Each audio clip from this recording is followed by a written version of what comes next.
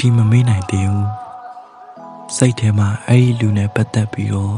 ကိစ္စတိုင်းကိုတတိယနေသေးတယ်ပိုင်ဆိုင်ချင်နေသေးတယ်ဆိုရဲမျောလင်းချက်လေးရှိနေသေးတယ်ဆိုတာမစွန့်လွတ်သေးလို့ပါအဲ့ဒီလူနဲ့ပတ်သက်သမျှကိစ္စတိုင်းကိုခေါင်းထဲမှာထည့်နေသေးလို့ချစ်နေသေးတာမို့ပါမျောလင်းချက်တွေကိုဖတ်တွေ့ပြီးမစွန့်လွတ်နိုင်သေးသမျှကာလပတ်လုံးစိတ်ဆင်းရဲနေအောင်မှာပါပဲဘယ်တော့မှကိုယ့်စီကိုပြန်မရောက်လာတော့မေလူတစ်ဖက်တန်မျောရင်ယတိပြန်မစွန့်လွတ်နိုင်လေကျွန်တော်တို့ပဲပို့ပြီးခံစားရလေပါပဲစွန့်လွတ်ခြင်းဆိုတာတချို့အချိန်တွေမှာကျွန်တော်တို့ရဲ့တိတ်ကိုလိုအပ်နေတဲ့အရာတစ်ခုပါ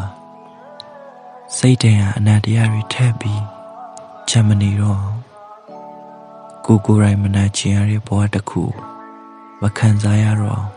စွန့်လွတ်နိုင်ဖို့လိုတယ်စွန့်လွတ်တတ်ဖို့လိုတယ်လွတ်ချတတ်ဖို့လိုတယ်ကိုယ်အတွက်မဖြစ်တည်တဲ့လူတစ်ယောက်အတွက်ကိုယ်အတွက်မဟုတ်တဲ့ပစ္စည်းတစ်ခုအတွက်ဖတ်တွေမထားပါနဲ့စွန့်လွတ်ဖို့လုပ်ပါလွတ်ချဖို့လုပ်ပါကိုယ်အတွက်အရန်ကိုအထီးရှာများလာတယ်လို့ခံစားရရင်အဲ့ဒီရဝန်းချက်ချင်းခွာဖို့လုပ်ပါကိုယ်ပေါ်မကောင်းပေးနိုင်တဲ့သူတွေကိုစွန့်လွတ်လိုက်တဲ့အခါကျွန်တော်တို့အတွက်အကောင်းဆုံးသောအရာတွေရောက်လာဖို့သိကြသလောက်ပါပဲစွန့်လွတ်ကြည့်လိုက်ပါစွန့်လွတ်ရတာမခက်ခဲပါဘူး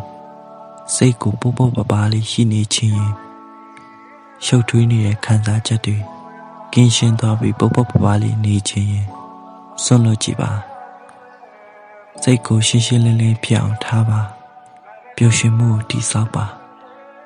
ကိုဂရုစိုက်ပါနာကျင်မှုတွေအမားတွေအနေသင်ခန်းစာယူပါကိုယ်စိတ်ကိုသူများလာထိန်ချုပ်တာကိုမခံပါနဲ့ကိုယ်စိတ်ကိုပဲကိုယ်က control လုပ်နိုင်ရမယ်စွန့်လွတ်ပြီးတော့တမအောင်နေမလား